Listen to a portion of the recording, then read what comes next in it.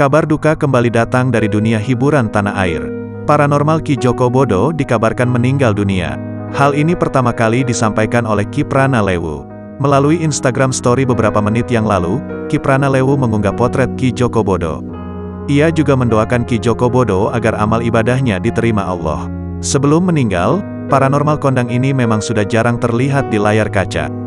Terakhir, Ki Joko Bodo dikabarkan sedang sakit hingga membuat kakinya tidak bisa berjalan. Sakit yang diderita oleh Ki Joko Bodo itu pun sempat diisukan lantaran diguna-guna oleh dukun.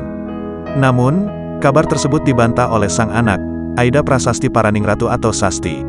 Sasti mengatakan bahwa ayahnya itu tidak menderita sakit seperti yang ramai diberitakan. Sebelum meninggal, ternyata Ki Joko Bodo kini tengah memperdalam ilmu spiritualnya dengan Sang Pencipta. Jangan lupa subscribe, share, komen, dan like ya!